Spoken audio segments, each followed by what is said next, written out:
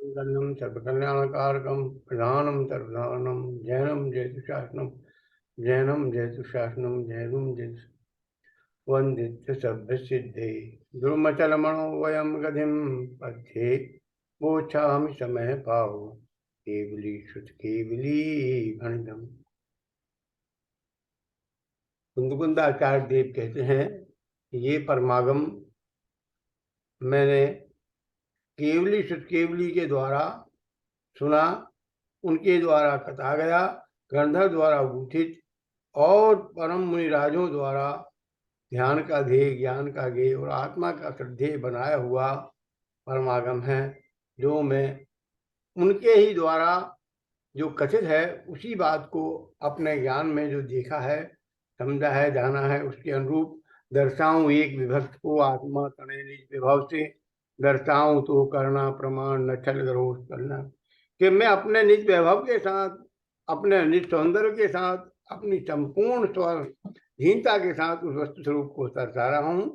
आप आत्म कल्याण के मार्ग को प्रशस्त करने के लिए उसका अनुभव करना, ज्ञान करना, श्रद्धान करना और स्वरूप की प्राप्ति के मार्ग को उत्तरोत्तर बढ़ाना करना, वृद्धि करना, उसकी उपलब्धि करना। यहाँ शक्तियों की बात चल रही थी। जीव के त्रैकालिक गुणों को या त्रैकालिक स्वभाव रूप परिणमन को शक्ति कहते हैं। शक्ति संपन्न है। प्रत्येक जीव प्रत्येक समय सदाकाल शक्ति संपन्न है।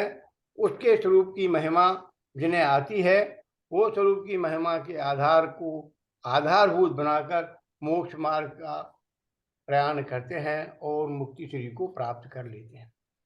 जिन्हें उसकी महिमा नहीं आकर अपनी पामरता पर ध्यान रहता है कि जो कर्म के उदय उपशम क्षोभम आदि से वर्तमान दशा की ओर जो देखते हैं वो अपनी वर्तमान दशा को देखकर दुखी होते हैं और संसार में भ्रमण करते हैं। उनका मोक्ष मार्ग नहीं सकता, संसार अवस्था में ही भ्रमण कर अनादि संसार में भ्रमण करते हैं। तो शक्तियों का वैभव तो अपने वैभव को दिखाने के लिए है। ये शक्तियां अपने प्रभुत्व को बताने वाली हैं।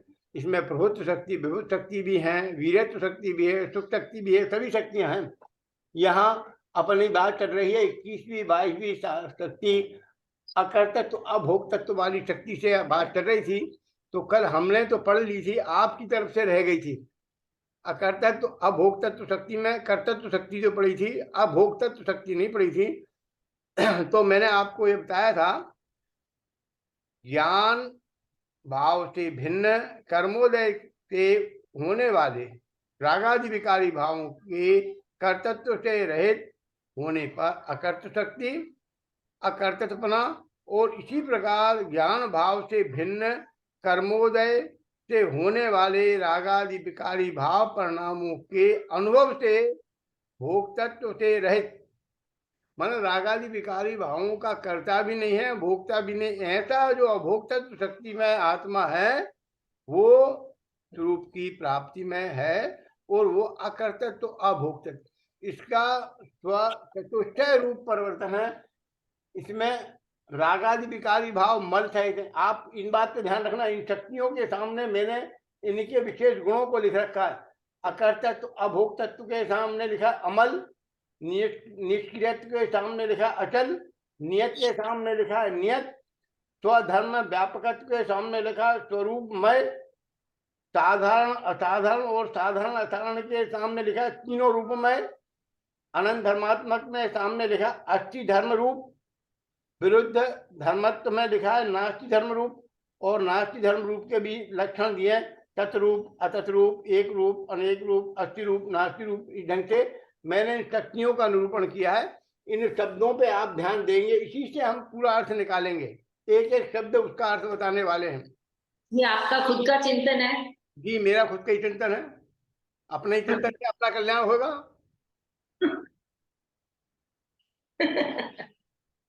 इसलिए अपनी बात कह रहे हैं, पर आगम प्रमाण बात कह रहे हैं, आगम के आधार पे कह रहे हैं और आगम से कह रहे हैं। बिल्कुल, वो तो, लेकिन मैंने पूछ लिया। हाँ, मैंने बता दिया। हाँ। ओके। नहीं, मुझे बहुत अच्छा लगा कि आपने ये इस तरह से जो विचार किया ना, बहुत अच्छा किया है। ठीक, धन्यवाद। अब ये बताया कि अकर्तृत्व अभोक्तृत्व क्या है कि पर का इसने आज तक कुछ किया नहीं, पर को भोगा नहीं। मैं कल उदाहरण दिया था कि वो रसगुल्ले का उदाहरण दिया था, आइसक्रीम का उदाहरण दिया था कि उनके माध्यम से रस तो ऐसे आत्मा का आता है, क्योंकि आत्मा में से आत्मा का रस आता है, पर पदार्थों का रस आ ही नहीं सकता, क्योंकि ये पर के स्वचतुष्ट से भिन्न, आत्मा के स्वचतुष्ट से अभिन्न नित्य रूप का ही रसस्वलन करने वाला है। जैसे थाली में परसी हुई मिठाई का थाली अनुभव नहीं करती है, ऐसे ही शरीर के भिन्न बाहर के मिठाई का शरीर के साथ एकत्र होने पर उसका रस जो आनंद है वो शरीर को आना चाहिए, आत्मा को नहीं।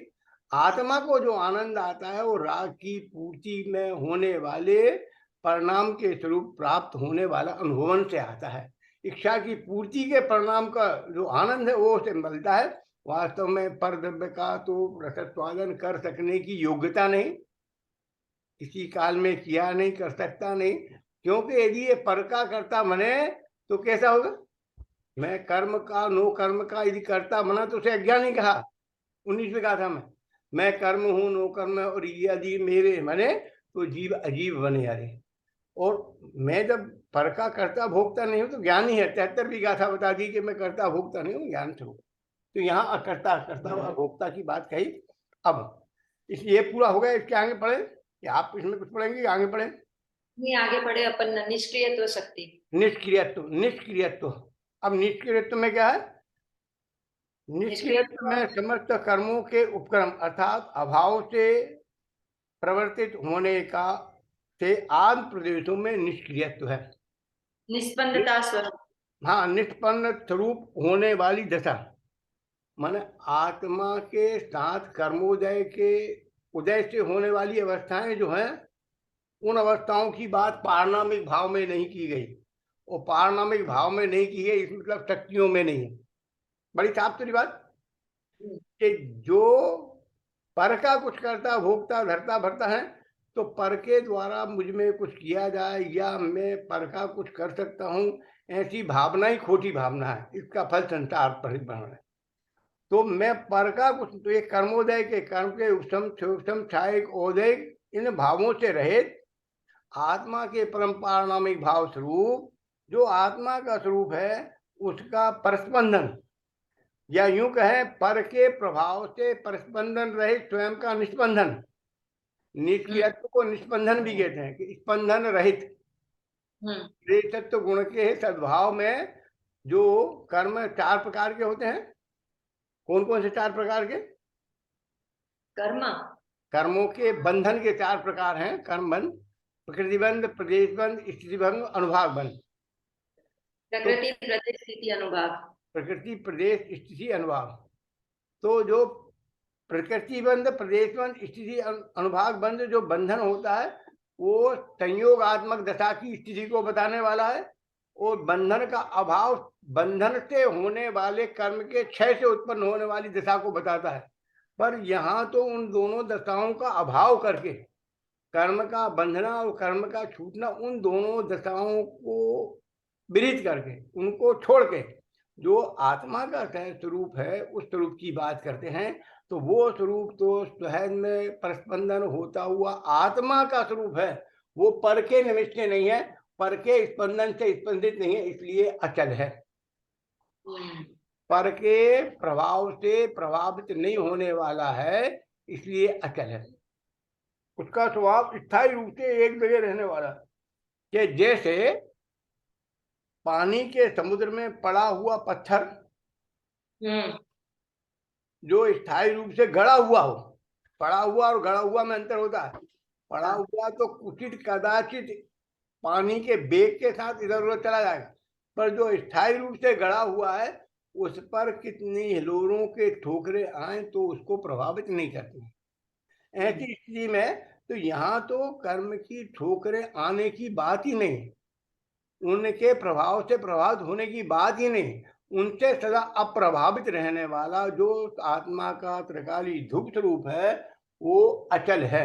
उसमें पर का कोई भी चंचलता नहीं। जैसे सुमेरु पर्वत अचल है, सुमेरु पर्वत के नीचे जो 8 प्रदेश हैं वो अचल है। आत्मा में रहने वाले 8 प्रदेश जो हैं हृदय कमल के आकार में बने, वो अचल है, बाकी सब चलायमान। कि बे तो अचल कहने में आते हैं, बे अचल हैं कहने में आते हैं, पर बे भी अपने स्वचतुष्टय में चलायमान है। उनमें भी पारनामिक भाव के कारण परिवर्तन होता है, वो उनमें भी क्रियाशीलता है। तो उसमें वो अपनी धुरी पर घूमते हैं, इसलिए उन्हें अचल कहते हैं। जैसे पंखा चलता है ना, पंखा चलता है तो पंखे चलने में पंखड़ियां तो दूर दूर चलती हुई दिखाई देती हैं, पर पंखे के अंदर जो लगा हुआ बेरिंग है वो एक जगह रहता है, एक जगह रहकर स्थायी रूप से, और वो स्थिर रह के चलायमान होता है। तो ये कहते हैं कि ये अचल है, माने वो स्वभाव के आधारभूत होने से, पर के निमित्त से अचल, और स्वभाव के सद्भाव से स्पंदन रहित स्थायी है, नियत है, ऐसी बात कही। नहीं, मतलब कि ये जो आत्मा के जो प्रदेश हैं, वो पहले तो 8 प्रदेश अचलायमान है, तो वो कैसे आकार में कहा है आपने? अष्टकमल दल के आकार में। अष्टकमल दल, वो हाँ, क्या होता है? मनोवर्णा से बना हुआ मन है ना, मन। दल दल मन पहले समझ, मन किसे कहते हैं? मनोवर्णा से बना हुआ मन है। 5 प्रकार की वर्णा है। कौन कौन सी वर्णा? आहार आहार वर्गणा, हम्म आशा वर्गणा, तेजस वर्गणा, कार्मण वर्गणा, हम्म मनोवर्गणा। मनोवर्णा। तो मनोवर्णा की बात कर रहे हैं। मनोवर्णा से मन की रचना होती है। और कौन से मन की रचना होती है? द्रव्य मन की रचना होती है, भाव मन की तो होती नहीं। द्रव्य मन की रचना, क्योंकि वर्णना है पुद्गल की, पुद्गल से पुद्गल का ही वर्णन निरूपण होगा, आत्म प्रदेशों का नहीं।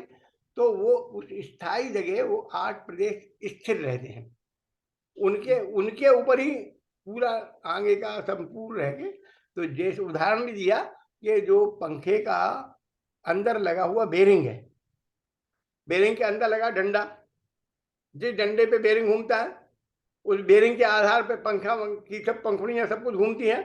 तो वो सब घूमते हुए वो डंडी अचल, ठीक। जैसे चक्की के अंदर वो कीली लगी रहती है, क्या है चक्की के, वो कहते हैं चलती चक्की देखकर दिया कबीरा रोए, के 2 पाटन के बीच में साबुत बचा न कोई। दूसरा उसी का दोहन बताए कि चलती चक्की देखकर नहीं, वो उसको खाली जो कीली के संग रह गया, कीली के जो साथ रह गया, कीली से जिसने का पकड़ लिया, वो में नहीं आएगा, वो साबुत रह गया। साथ रहेगा। तो बस ऐसे ही है कि ये अचल है, ये इन कर्मोदय के जन्म की चक्की से ये नहीं आने वाला है। आत्मा अनादिकाल से लेकर आता है, कर्म का प्रभाव नहीं पड़ा, वो तो उसको स्थायित्व को अपने लिए हुए, उसने त्रिकाली ध्रुव स्वरूप को ऐसा स्थिर करके पकड़ रखा है कि उस पर कर्म नो कर्म का कोई भी प्रभाव पड़ सका नहीं, पड़ सकता नहीं, और पड़ेगा नहीं। ऐसा अचल स्थिर स्थायी स्वभाव को लिए हुए मेरा आत्मा। तो अच्छा, अब अभी दूसरे, अभी बात खत्म नहीं हुई। अभी जो बाकी आत्मा के जो प्रदेश है, उन 8 प्रदेशों के अलावा वो पूरे शरीर, मतलब कि पूरे आत्मा में इस तरह से घूमते हैं, या अपनी धुरी ऊपर ही घूमते हैं? हाँ, उसका जवाब शरीर, ये आपने सुना कि वो ग्लोब की बात मैंने एक दिन कही थी, ग्लोब की बात, जिसमें पूरा तन लोग का परिभ्रम। हाँ हाँ, वही ग्लोब, हाँ, मेरे बच्चे के पास है, उधर रखा हुआ है। तो वो ग्लोब जो है एक सौर मंडल का चक्कर लगाता है और एक पृथ्वी का चक्कर लगाता है।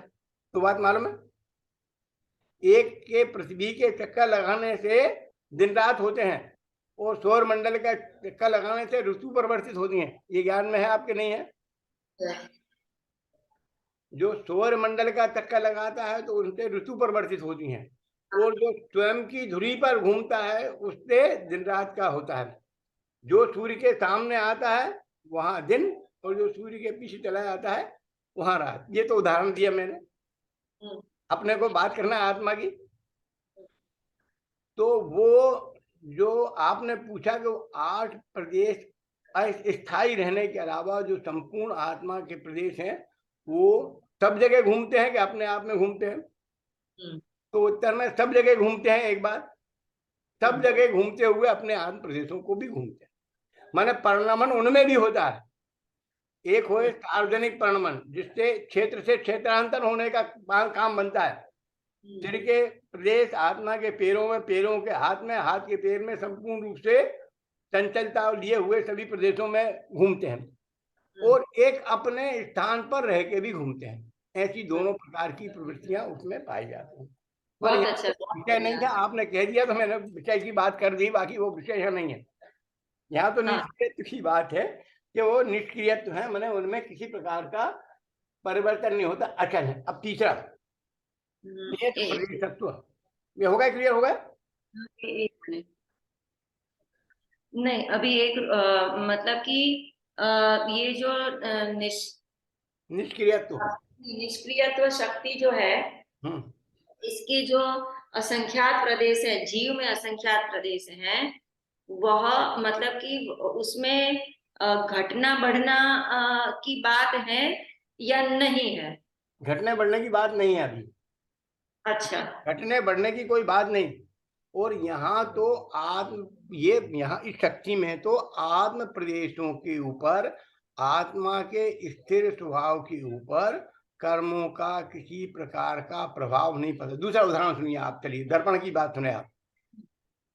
दर्पण में अनेक सीन आते हैं जाते हैं, आने जाने पर भी उनका जो प्रतिबिंब है, बिंब है, जिनका प्रतिबिंब दर्पण में पड़ा है, उन प्रतिबिंबों का कितना प्रभाव दर्पण पर होता है? कुछ भी नहीं। कब नहीं? हमेशा। कभी नहीं। कभी भी किसी भी काल में, किसी भी समय में, किसी भी प्रकार का कोई भी प्रभाव दर्पण पर वो डाल सकते नहीं। ऐसी योग्यता दर्पण में है नहीं कि वो डाल सके। और ऐसी योग्यता उन पदार्थों में नहीं कि उनमें कुछ डाल सकने की योग्यता, वो इसमें डला सकने की योग्यता, ऐसी कोई योग्यता उन दोनों में नहीं है। परस्पर भेद है, पूर्ण है, दोनों पर द्रव्य हैं, अलग अलग दोनों द्रव्य हैं, दोनों पुद्गल के हैं, पर एक द्रव्य में दूसरे द्रव्य की कुछ भी करामात नहीं है। ऐसे जब दो पुद्गल द्रव्यों में एक दूसरे का कुछ करने की योग्यता नहीं है, तो ये तो जीव द्रव्य और पुद्गल द्रव्य तो बहुत बड़ा अंतर है। ये तो अत्यंता भाव वाली बात है ना, प्राग भाव, प्रधंता भाव, अन्योन्य भाव, अत्यंत भाव। तो इनमें तो अत्यंत भाव है, जबकि उनमें अन्योन्य भाव होने पर भी वो एक पुद्गल दूसरे पुद्गल का कुछ नहीं कर सकता, तो एक द्रव्य दूसरे द्रव्य का करने का तो प्रसंग ही नहीं उठता। इसलिए नियत जो अब ये कौन से जो पुद्गल के प्रदेश हैं उनका, ये कुलबल की बात है, कर्म का उदय, नो कर्म का उदय की बात कर रहे। कर्म का उदय, इसमें कुछ भी कार्यकारी नहीं है। कार्य कर्म के उदय से आत्मा के प्रदेशों में कुछ भी कंपायमान नहीं होता है। इस बात को बताने के लिए बताया निष्क्रियत्व शक्ति। लेकिन ये आत्म प्रदेशों का कंपन तो होता ही है ना, इसलिए तो यहाँ पे हाँ, सांप्रदायिक होता है, ना, होता है, होने दीजिए। वो किससे होता है? वो खुद ही मतलब कि कषाय और लेशियाओं से आत्म प्रदेशों का कंपन होता है। और बाहर में देखें तो ये जो बात आप कह रहे हैं, कषायों और विषयों से परिवर्तन होता है, ये बात पूरी झूठी है। इसलिए झूठी है कि आप कहाँ से देख रही हैं? कषाय कहाँ से उत्पन्न हुई? कर्म का उदय से नहीं है। कर्म का उदय जन्य, यहाँ कर्म के उदय की बात नहीं है प्रभु। तो वो बात, ये बात कर रही है आत्मा की, यहाँ कर्म की कोई बात नहीं। हम कह रहे हैं खेत की बात, आप खलिहान की बात क्यों कर रही हैं? हम कह रहे हैं खेत में फसल नहीं रख है, तो आप कह रहे हैं खलिहान में तो रखिए ना, कि खलिहान में रखिए तो रखी रहने दो भैया, खलिहान की बात अभी नहीं कर रहे हैं।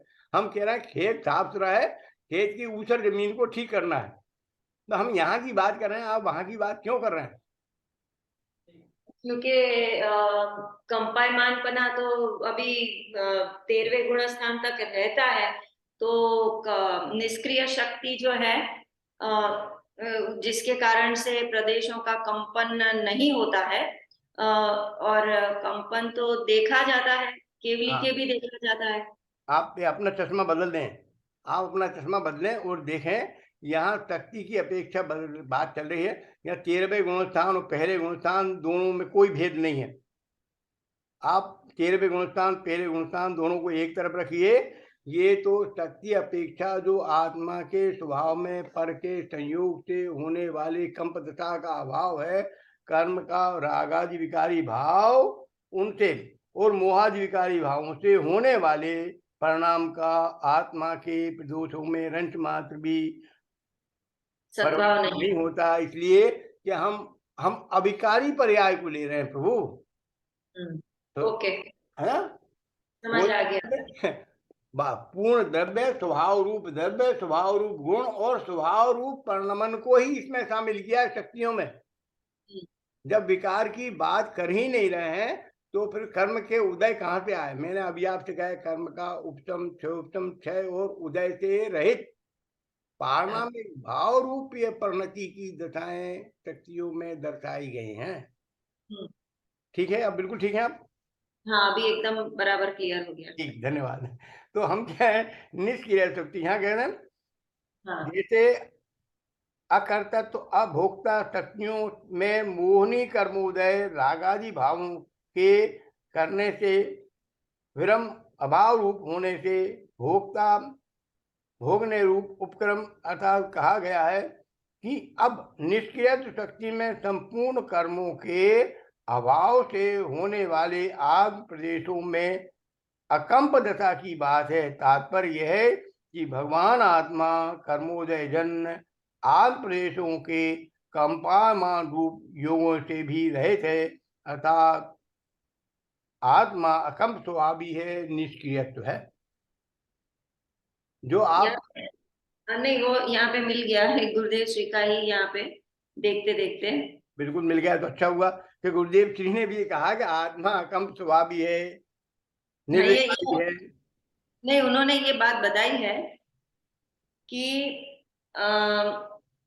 दृष्टि के विषय में सारी शक्तियां आती है। शक्ति का पर्याय में अकंपपना हुआ।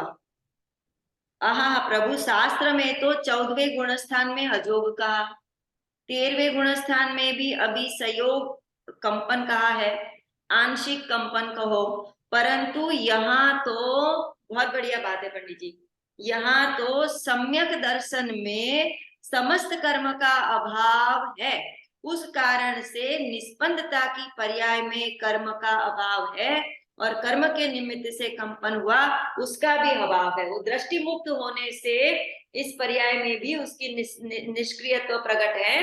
ये एक अपेक्षा हुई, बाकी निष्क्रियत्व तो वस्तु का स्वभाव है और समस्त कर्मों के अभाव से ही होगा, लेकिन वो होगा अपना जीवन मुक्त होने के समय पे, और यहाँ पे दृष्टि मुक्त होने के समय पे। अब ये समझा है हमने ठीक कि नहीं? हाँ, ये भी ठीक नहीं समझा आपने, इसलिए ठीक नहीं समझा कि अभी आप एक सीढ़ी आगे चढ़ी है, पूरी नहीं चढ़ी है। हमने आपसे कहा 5 प्रकार के जीव होते हैं, कौन कौन से मुक्त होते हैं? दृष्टि मोक्ष, फिर मोह मोह मोह वाले, दृष्टि मोक्ष, फिर एक बीच में था, फिर मोह मुक्त, जीवन मुक्त और देह मुक्त। एक बीच में नहीं था, बिल्कुल शुरू में था। दृष्टि मुक्त नहीं साहब, शुरू में था शक्ति मुक्त। हाँ, शक्ति। और यहाँ बात चल रही है शक्ति की, दृष्टि की भी नहीं चल रही। तो आप दृष्टि से भी नीचे ले आ जाएं, शक्ति पे आए। यदि दृष्टि मुक्त देखेंगी तो मोह मुक्त देखने की दशा आएगी आपकी। तो आप ना दृष्टि मुक्त देखें ना मोह मुक्त देखें, आप देखें शक्ति मुक्त। हम बात कर रहे हैं जीव के त्रिकाली स्वभाव की, हम सम्यक दृष्टि जीव की बात नहीं कर रहे हैं। Okay, you know understand? हमारी बात तो एकमात्र स्वभाव की दृष्टि से बात चल रही है। ये पूरी शक्तियों का स्वभाव दृष्टि मुक्त चलेंगे तो फिर सब जीव नहीं आएंगे, मिथ्या दृष्टि जीव छूट जाएंगे। तो हमें मिथ्या दृष्टि सम्यक दृष्टि को नहीं छोड़ना है। हमें तो जीव मात्र को अपने सानिध्य में रखते हुए बात करना है कि जीव मात्र क्या ऐसा स्वभाव है कि वो एक दूसरे से प्रभावित नहीं होता, सदा काल अपने स्वभाव में रमन करता हुआ पर से अप्रभावित होता हुआ ही सदा काल वर्तता है। समझ में आ गया। ठीक है ना। तो हाँ। जो आपने अभी गुरुदेव ने प्रश्न नहीं किया, गुरुदेव को प्रश्न किसी ने किया है कि 13वें गुण स्थान तक तो कंपायमानपना कर्म के उदय से चलता है। तो गुरुदेव ने कहा था कि वो कंपायमानपना तो शक्ति की अपेक्षा हम दृष्टि की अपेक्षा बात करें तो चतुर्थ गुण स्थान से अभाव हो जाता है, परंतु हाँ। यहाँ तो ये प्रश्न का उत्तर दिया था गुरुदेव ने। वो भी प्रश्न उसने करा था कि जिसने कहा था वो 13वें गुण स्थान तक कंपायमान होता है। तो पर गुरुदेव ने उसने उत्तर दिया कि हम तो कंपायमान जो 13वें गुण स्थान में देख रहा है उस गुण तो हम चौथे गुण स्थान से कि उसकी दृष्टि में, जैसे अर्जुन की दृष्टि में जिस आंख के काले कोर को भेदन करना था वही दृष्टि का विषय बना था, तो उसने भेदन कर लिया। तो यहाँ तो उससे भी आगे चल के बात कर रहे हैं कि स्वभाव की दृष्टि से स्वभाव के शक्ति का स्वभाव ऐसा है कि त्रिकाल वो ऐसा जीव है कि पर का कोई भी परमाणु उसको प्रभावित नहीं कर सकता। ठीक, और किसी भी कर्म की उसे अपेक्षा ही आती नहीं है। बराबर, ठीक है। तो अब आप हमारी बात के साथ सहयोगी हो गए कि अब कर्म हाँ। की अपेक्षाओं को छोड़ेंगे तो जो बात आपने कही ना वो सब खाता बंद हो जाएगा। सही बात है। ठीक, चलिए अब अभी अभी है नियत प्रदेशत्व शक्ति। नियत प्रदेशत्व, जैसा सब खुद अपना ये शक्ति खुद कह रहे हैं, नियत प्रदेशत्व। नियत प्रदेशत्व माने अपने ही प्रदेशों में रहता है, शरीर के प्रदेशों में नहीं रहता। ये अब ये भी बात शरीर और आत्मा की बात करें, अनादिकाल से संसार अवस्था में संकोच विस्तार से लक्षित और सिद्ध अवस्था में चरम शरीर के किंचित न्यून परिणामों से तथा आलोक लोकाकाश के प्रदेशों की संख्या के समान असंख्यात प्रदेशों से आत्मा का अवयव लक्षण लक्षित है, ऐसा नियत प्रदेश स्थित है। ये आपकी समझ में कुछ भी नहीं आया होगा जो हमने कहा पढ़ा। अब हम आपको बहुत सस्ता और अच्छा उदाहरण द्वारा आपको बताएं।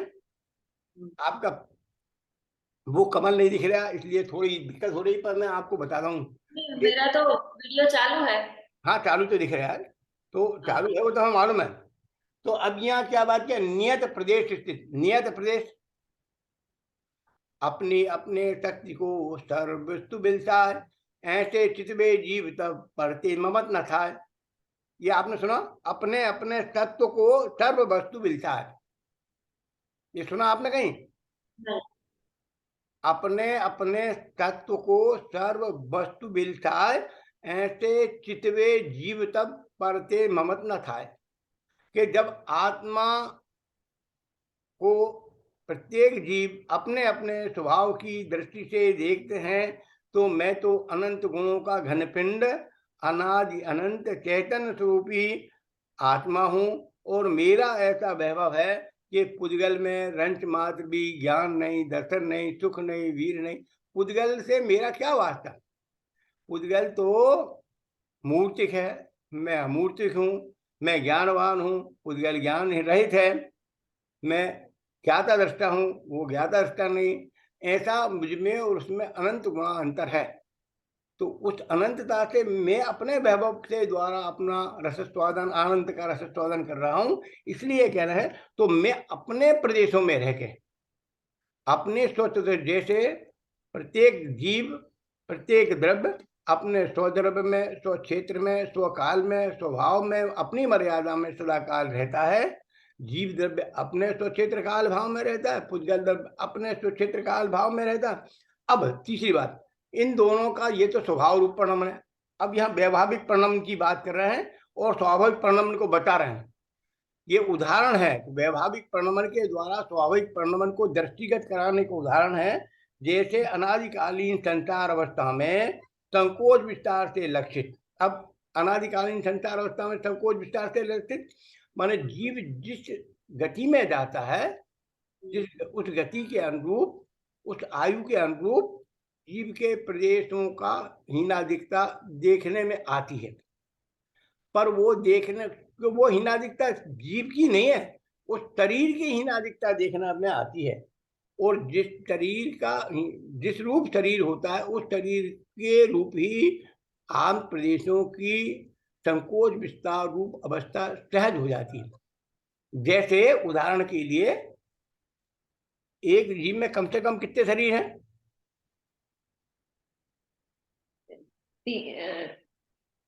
कम से कम हम्म, तेजस कारमाण, 2, ठीक। और अधिक से अधिक?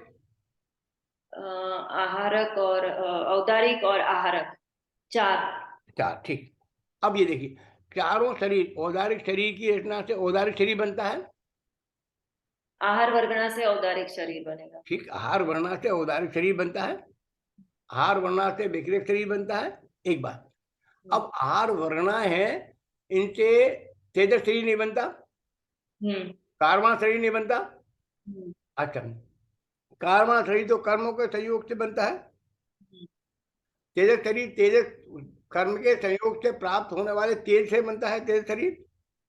अब तेजस शरीर की रचना अपनी है पूरी, उसमें कार्बन शरीर का कोई लेना देना नहीं।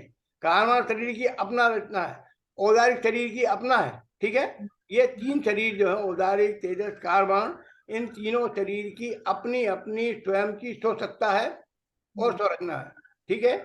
और उदाहरण, दूसरा उदाहरण देखिए, जैसे कपड़े आप पहनते हैं, इनर भी पहनते हैं, ओनर आउटर भी पहनते हैं, और आप 3, तो आप से आपके कपड़े अलग हैं कि साथ हैं? अलग। ऊपर वाले कपड़े अलग हैं, अंदर वाले कपड़े अलग हैं, हम्म दोनों अलग है ना? हाँ और आप अलग हैं। हाँ बस, बहुत सुंदर बात, भाई ये समझ गए आप, तो ये भी समझ लेंगे आप कि अब ये कर्म नो कर्म के उदय से होने वाले रागादि विकारी भाव, यहाँ शरीर में क्या कहा? संसार अवस्था में संकोच विस्तार रूप लक्षित, मतलब संकोच विस्तार रूप दिखने वाला ये शरीर, इस शरीर में हाथी के आकार हुआ, चींटी के आकार हुआ, मनुष्य के आकार हुआ, देव के आकार हुआ, घोड़े के आकार, जिस भी आकार में जाएगा, आंध्र प्रदेश उस आकार में हो जाते हैं। ये बाहर कहने पर आंध्र प्रदेशों का आकार अलग है और शरीर का आकार अलग है।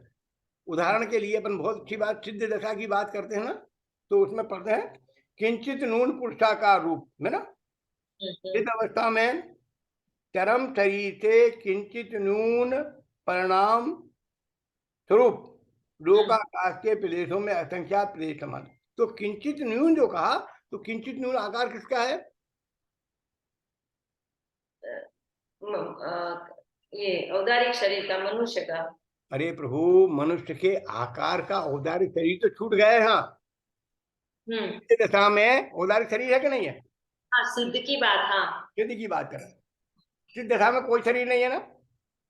नहीं, कोई शरीर नहीं, ज्ञान शरीर कहेंगे अगर कहेंगे तो। क्या अशरीरी? अशरीरी कहेंगे, अशरीरी ज्ञान शरीर शरीर कर्मल वर्जित सिद्धमान, ये है त्रिकल अभिकारी अशरीरी वर्जित सिद्धमान था। अशरीरी कहते हैं वर्जित सिद्ध मानता, उन शरीरों से वर्जित है सिद्ध मानता, तो वो अशरीरी है। तो अशरीरी होने पर भी उनका जो आकार है, जो शरीराकार है, वो काय का है? आंध्र प्रदेशों के आकार है, बराबर। वो आकाश शरीर से किंचित नून पुरुषाकार रूप विराजमान, किंचित नून पुरुषाकार में कि इसका विधान ये है कि जिस शरीर में जो आत्मा प्रवेश करता है, जिस आयु का बंध होता है, उस आयु में, उस गति में जाकर उसके आकार रूप आंध्र प्रदेश परिणमित हो जाते हैं।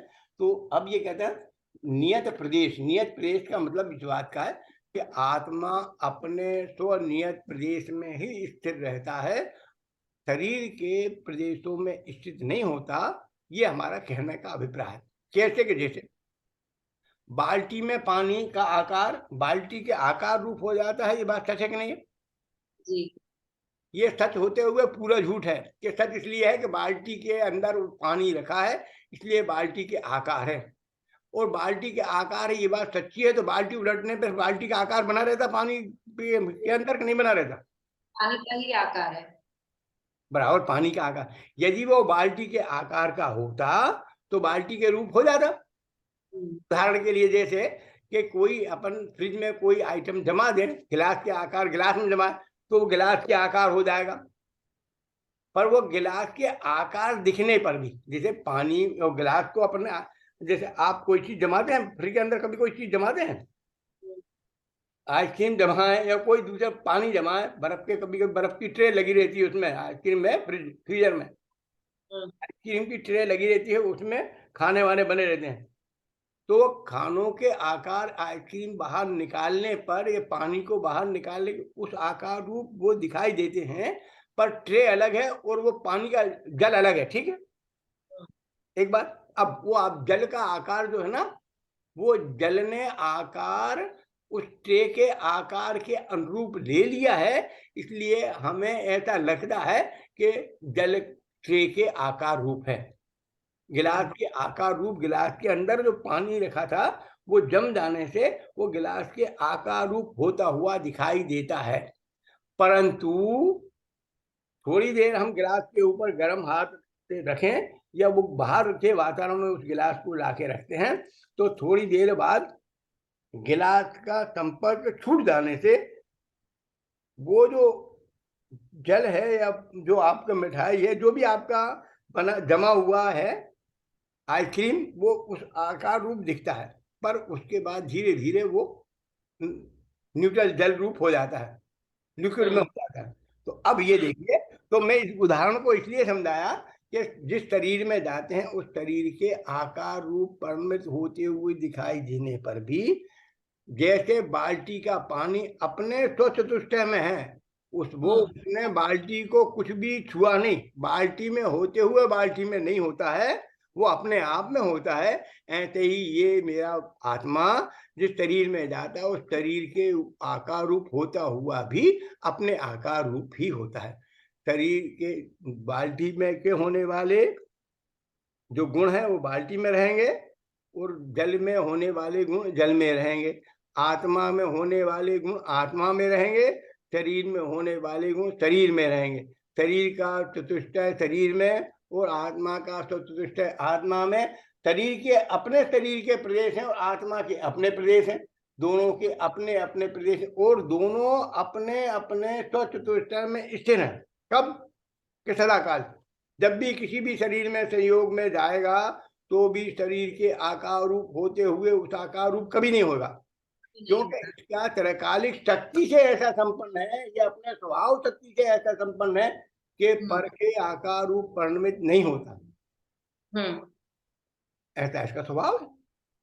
जैसे अग्नि कहते हैं, अग्नि कैसे दाहकृत अग्नि कैसे होता, दाहाकार हो जाती है, कि अग्नि दाहाकार हो जाती है, ये बात व्यवहार से कहना ठीक है, परंतु वास्तव दाहकृत हो आकार ले लेती है, ये बात व्यवहार से कहना ठीक है, पर निश्चय से तो अग्नि अपने अग्नि के आकार है और जो दाह सामग्री है वो अपने आकार है।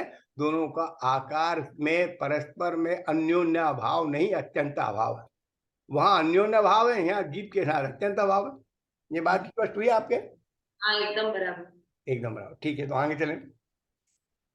अच्छा, ये देखिए, इसमें 3 अवस्थाएं बता दूं मैं आपको, थोड़ा इसे और खोल लें अपन।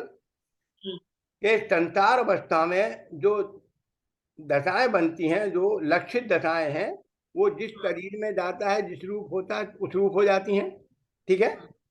और सिद्ध अवस्था में किंचित न्यून पुरुषाकार हो जाती हैं। तीसरी, ये 2 बातें यहाँ कही हैं इसमें। एक तीसरी बात मैं आपको और बता दूं जो इसमें नहीं है, यहाँ नहीं दिया, पर मैं अपने तरफ से आपको बताना चाह रहा हूँ। एक समुद्रघात की स्थिति होती है, 7 प्रकार के समुद्रघात होते हैं जी। यहाँ प्रकरण नहीं है। अब इस बात को बताऊं कि नहीं बताऊं, ये बताएं। नहीं, बताइए ना, क्योंकि गुरुदेव श्री ने भी इसका लिया है, आप बताइए। हाँ, तो यदि बताया है उसमें, तो वो प्रकरण नहीं होने पर भी जो समुद्रघात की दशाओं में, उन दशाओं में जीव के आकार जो प्रदेश होते हैं, जैसे वेदना समुद्रघात है उसमें, या केवली समुद्रघात है उसमें, या अन्य प्रकार के जो समुद्रघात हैं उनमें, उन स्थितियों में समुद्रघात की दशा में आत्म प्रदेश अपने शरीर से 3 गुने बढ़ते हैं। कौन से में? वेदना समुद्रघात, कटाय समुद्रघात। इनमें अपन जो समुद्रघात का प्रकरण यहाँ है नहीं, इसलिए पढ़ने का प्रसंग नहीं बना, तो उसमें 3 गुने प्रदेश आगे इस मूल शरीर से आगे बढ़ जाते हैं और उन अवस्थाओं को छू के फिर सामान्य हो जाते हैं। तो मतलब उसका नियम 3 गुने बढ़ने का है, पर यहाँ उसका विषय नहीं है, इसलिए उस विषय में विशेष बात नहीं करें। और केवली समुद्रघात में भी जब इस जीव के आयु कर्म कम और अन्य कर्मों की स्थिति अधिक रह जाती है, घातिया कर्मों की, तो ये मूल शरीर को छोड़े बिना आंध्र प्रदेश के आकार, दंडक आकार, कपाट दंड, आकार, दंड, प्रचर, दंडक, कपाट। चार, कपट, इन आकारों को फिर लोक पूर्ण आकार, इनको करके वो फिर सामान्य आकार में चलता है। तो वो सब आकार आम प्रदेशों के हैं। शरीर का आकार तो शरीर प्रमाण है, ठीक है। अब और इसको और खुलासा कर दिया, तीन अवस्थाओं को मैंने आपके सामने ला दिया। उन सभी अवस्थाओं में भी क्या वहां उसमें आम के आकार अलग हो गए, शरीर में होते हुए शरीर के नहीं। और मानांत समुद्घात में भी ऐसे ही होता है कि जब वो वो आखिरी पर्याय होती कौन सी मानांती, वो एक है 93 प्रकृति है नाम कर्म की, उनमें है ना। आखिरी नहीं मालूम। नहीं मालूम, कोई बात नहीं, नहीं मालूम तो गत्यानुपूर्वी नाम कर्म का उदय। गत्यानुपूर्वी नाम कर्म का नाम सुना आपने, नहीं सुना? ये तो मुझे मालूम है। चार मालूम है? गत्यानुपूर्वी, तो मालूम है आपको? नर गत्यानुपूर्वी, तिर्यंश गत्यानुपूर्वी, देव गत्यानुपूर्वी, मनुष्य गत्यानुपूर्वी। इसका क्या मतलब हुआ? गति अनुपूर्वी, जो मतलब कि गति, जैसे ये मनुष्य देह छोड़ करके हमने देह वायु बांधी है, तो जब जीव इस देह को छोड़ के जाएगा तो वह गत्यानुपूर्वी नाम कर्म के कारण से उसका શું કહેવાય કે એનું वो क्या गति वो जाता है ना, उसको क्या बोलते हैं, भूल गई मैं एकदम से। चलिए कोई बात नहीं, अभी आपको इस विषय में जानकारी नहीं है, क्षमा करना। वो गत्यानुपूर्वी नाम कर्म का उदय जो आप कह रहे हैं लगभग उसमें मिलता जुलता है, पर वो नहीं है जो आप कह रहे हैं। गत्यानुपूर्वी नाम कर्म के उदय में क्या था, मूल शरीर को छोड़े बिना जब जीव अपना अंतकाल होता है और नवीन आयु का बंध कर लिया होता है और इस देह को छोड़कर वहां जन्म लेना होता है, वहां ये जीव जाने के पहले, मतलब मृत्यु के समय के 2-3 समय पहले ये जीव के प्रदेश अपने आत्मा के प्रदेशों के मूल स्वरूप को छोड़े बिना, जैसे लाइट जाती है ना, लाइट का प्रकाश जहाँ लाइट है वहां से लेके आगे तक जाते हैं। जैसे होटल में हम जाते हैं रहने के लिए, कमरा देखने जाएं तो कमरा देख के पहले डिसाइड करते हैं कि हमें कहाँ जाना। तो वहां तो कमरा पसंद आएगा नहीं पसंद आएगा हो सकता है, पर जहाँ तो अगली आयु का जहाँ तुम्हारा बंधन कर लिया उस स्थान विशेष को छू के आप प्रदेश फिर आते हैं, फिर संपूर्ण प्रदेश जाते हैं। ऐसा अच्छा, ऐसा है क्या? ऐसा है। तो अब कभी प्रसंग बनेगा तो उस विषय में चर्चा करेंगे। अभी तो इस समय यहाँ तो बात मैंने आपको बताना चाहा कि इस ढंग से भी इसमें बहुत माल है। इसमें जो आपने नियत प्रदेश नियत प्रदेश मतलब ये इनमें बहुत आगम बहुत अगम है, अपार है, इसलिए इसमें बहुत माल है। हमें तो अपने आत्म स्वरूप की बात की कथन यहाँ कर रहे हैं। तो यहाँ शक्तियों में ये तीसरी नियत शक्ति, मतलब आत्मा अपने स्व प्रदेशों में नियत रहता है, उसका पुद्गल के प्रदेशों से किसी प्रकार का संबंध नहीं है, क्योंकि पुद्गल से उसका संबंध नहीं, तो पुद्गल के प्रदेशों से क्या लेना देना। वो कहावत है, जिस जगह जाना नहीं उसके बारे में पूछने की कोई मतलब ही नहीं ना। तो मैंने निवेदन किया कि उससे किसी प्रकार का कोई वास्ता नहीं है, इसलिए वो आत्मा अपने स्वनियत प्रदेश। आगे वाली शक्ति ने स्वधर्म व्यापकत्व शक्ति। अब ये पहली बात करी थी, और नियत की अपेक्षा अपने अपने स्वभाव में नियत है, ये बात बताने के लिए नियत प्रदेश। अब स्वधर्म व्यापकत्व, स्वधर्म व्यापकत्व शक्ति, ये जैसे शक्ति खुद अपने वैभव को बता रही है। स्वधर्म मान अपने स्वरूप में ही व्याप्त होती है। व्यापी व्यापक संबंध किसको होता है? व्याप्य व्यापक संबंध एक द्रव्य में होता है, ठीक है। दो द्रव्यों में व्याप्य व्यापक संबंध नहीं होता। दो द्रव्यों में यदि व्यवहार से लगाया जाए तो लगाया जाए, पर निश्चय से माना जाए तो मिथ्यार्थ बताया जाए तो सब में चलेगा। जैसे जीव और आत्मा में व्याप्य व्यापक संबंध, ये बात व्यवहार कथन में ठीक है, पर ऐसा मान ले तो मिथ्यात्व है, संसार का बंध का कारण है। अब तो यहाँ कहते हैं स्वधर्म, यहाँ शब्द है स्वधर्म व्यापकत्व, मान अपने धर्म में ही व्याप्त रहना, अपनी धर्म अपनी मर्यादा में ही व्याप्त रहना। स्वस्वरूप, मैंने कहा स्वस्वरूप में, इसका हेडिंग क्या हमने विशेष बनाया? स्वस्वरूपमय, स्वरूपमय, स्वरूपमय, स्वरूपमय, स्वरूपमय या स्वरूपमय एक ही बात। स्वरूपमय कहें स्वस्वरूपमय कहें, मन अपने ही मर्यादा में, अपनी ही मर्यादा में वो रहता है, अपनी मर्यादा का उल्लंघन नहीं करता। जैसे समुद्र हजारों लहरें आने जाने पर भी, 50 आरोह अवरोहण होने पर भी वो अपनी मर्यादा का उल्लंघन नहीं करता, पर मर्यादा रूप नहीं परिणमित होता। ऐसा मेरा त्रिकाली ध्रुव स्वभाव आत्मा मेरी नियत मर्यादा में निरंतर ही परिणमन करता है, पर रूप परिणमन नहीं करता है। ऐसा स्वधर्म व्यापकत्व अपने धर्म में पूर्ण रूप से लगा। यहाँ है क्या, इस 25वीं स्वधर्म व्यापक शक्ति में एक रूप रहने वाली स्वधर्म व्यापक शक्ति की बात करें तभी सर्व शरीर में, हाँ, सर्व शरीरों में एक रूप रहने वाली सर्वधर्म व्यापक शक्ति। अब क्या करें, सभी शरीरों में एक रूप रहने वाली।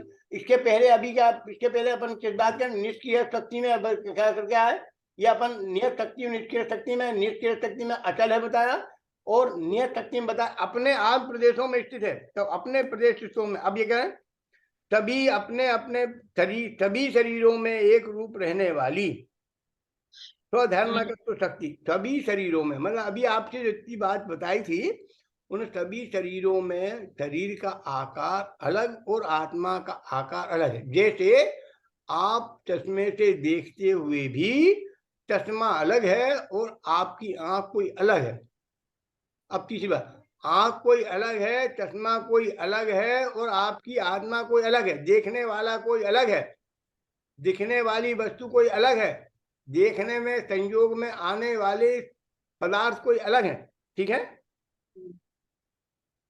हाँ, जैसे वो सब अलग अलग हैं, ऐसे ही यहाँ जीव और शरीर के संयोग में रहने वाली अवस्थाओं में जीव अपने स्वधर्म मर्यादा में रहता है और पुद्गल अपने स्वधर्म मर्यादा में रहती है। यद्यपि ये आत्मा अनादिकाल से अब तक अनंत शरीरों में रहा है, तथापि ये उनमें कभी भी व्याप्त नहीं हुआ है। शरीर रूप न होकर सदा ज्ञानानंद स्वामी ही रहा है। ये भगवान आत्मा इस स्वधर्म व्यापकत्व शक्ति के कारण ही अपने अनंत गुणों में और अनंत धर्मों में, अपनी अनंत शक्तियों में, अपनी अनंत निर्मल पर्यायों में व्याप्त तो रहा है। शरीर और रागादि विकारी परिणामों में व्याप्त नहीं रहा। रागादि होते हुए भी, शरीर के रहते हुए भी उनमें व्याप्त नहीं होता। स्वसीमा में ही यह हमेशा रहता है।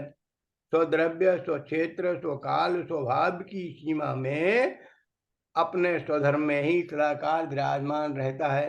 ठीक है, हाँ, चलिए आगे बढ़े। साधारण, असाधारण, साधना, असाधारण शक्ति, इसके आगे लिखा है मैंने तीनों रूपों में, तीनों रूपों में, है ना। साधारण एक रूप, असाधारण दूसरा रूप और साधारण असाधारण ये तीसरा रूप है। पढ़े, आप पढ़ेंगे कि हम ही पढ़ते जाए? नहीं, मैं पढ़ सकती हूँ। कोई दिक्कत नहीं, आप चाहें तो आप पढ़ें, हम पढ़े, कोई दिक्कत नहीं, हमें कोई दिक्कत नहीं। आप पढ़ लीजिए, कोई बात नहीं, मुझे चलिए समझ ठीक, में आता है। ठीक है। 26वीं शक्ति साधारण, असाधारण और साधारण असाधारण धर्म शक्ति है। इस स्वरूप को आत्म ख्याति में इस प्रकार दिखाया। स्व ऊपर, देखो यहाँ क्या, स्व ऊपर, दो में भेद कर, स्व अपर दोनों में परस्पर समान, स्व अपर दोनों में परस्पर असमान, स्व अपर दोनों में समान असमान रूप, ऐसे तीन प्रकार के भावों के धारक, धारण करने वाले साधारण, असाधारण और साधारण असाधारण शक्तियां हैं। सामान्य गुणों को साधारण धर्म कहते हैं, जो कि सभी में विद्यमान रहे उसे सामान्य। ठीक है, सामान्य गुण कैसे कहते हैं, जो सभी द्रव्यों में एक साथ विराजमान रहे उसे साधारण गुण कहते हैं। जो सभी द्रव्यों में न रहकर अपने अपने द्रव्य में रहे उन्हें असाधारण गुण कहते हैं। और जो साधारण असाधारण किसे कहते हैं, कि जो कुछ में हो कुछ में ना हो, होते हुए तो उन्हें असाधारण और साधारण असाधारण के खाते में डाला। चलिए फिर अब विशेष पद हैं। सामान्य गुणों को साधारण धर्म कहते हैं, विशेष गुणों को असाधारण धर्म कहते हैं। और जिस धर्म में सामान्य पना और विशेषपना दोनों विशेषताएं को प्राप्त हो, उस धर्म को साधारण असाधारण धर्म कहते हैं। अब इसको आगे करें, सभी द्रव्यों में पाए जाने के कारण अस्तित्व, वस्तुत्व, द्रव्यत्व, प्रमेयत्व, अघोर लघुत्व, प्रेयसत्व आदि गुण सामान्य गुण है। आत्मा से भिन्न पुद्गल पदार्थ में जो नहीं पाए जाते, ऐसे केवल आत्मा में पाए जाने वाले गुण ज्ञान, दर्शन, सुख, वीर आदि आत्मा के असाधारण गुण हैं। ठीक है। अब पुद्गल मात्र में न पाए जाने के कारण अब क्या पुद्गल आत्मा में मात्र एक पुद्गल में, अब यहाँ थोड़ा सा गलत लिखा था तो मैंने ना को काट दिया है, वो मूल तक यहाँ कुछ प्रिंट मिस्टेक हो गई है तो मैंने उसे ठीक कर लिया है। मात्र पुद्गल में पाए जाने वाला मूर्तिक पुद्गल जो है वो किसका गुण है? पुद्गल का असाधारण गुण है। क्योंकि वो पुद्गल वो जीव में नहीं है, धर्म धर्म में नहीं है, अधर्म धर्म में नहीं है, आकाश धर्म में नहीं है, काल धर्म किसी में, मूर्तिकपना किसी में नहीं है, इसलिए जीव का विशेष गुण है। अच्छा, धर्म द्रव्य, अधर्म द्रव्य, आकाश द्रव्य और काल द्रव्य के साथ पाए जाने वाला गुण साधारण गुण है। अमूर्तिक साधारण गुण और असाधारण गुण है। ये अमूर्तिक किसमें? जीव में भी है और धर्म अधर्म आकाश काल में भी है, इसलिए ये असाधारण गुण है। साधारण असाधारण गुण, एक साधारण गुण, एक असाधारण गुण और एक साधारण असाधारण गुण, हो गई तीनों बातें इस पर? तीनों बातें ठीक। अब इसको आगे पढ़ें और आगे बढ़ाएं?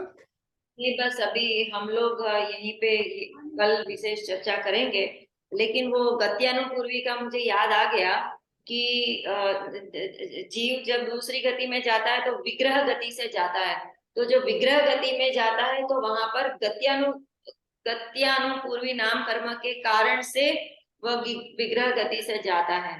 कारण ये बात अभी भी विग्रह गति में गत्यानुपूर्वी नाम कर्म का उदय नहीं, गत्यान नहीं पाता। विग्रह गति जो है वो आपकी बात बिल्कुल ठीक होते हुए भी विग्रह गति में दो शरीर होते हैं और वो कर्म का उदय उसके साथ रहता है, क्योंकि नई शरीर को धारण करे गत्यानुपूर्वी नाम कर्म के उदय से वो चलता है। ये बात सच होते हुए भी हम जो कह रहे हैं आत्म प्रदेशों का, जब हमने बताया था समुद्घात की बात, और आप जो कह रहे हैं वो जाने की बात कह रहे हैं, तो जाने की बात बिल्कुल ठीक है आपकी।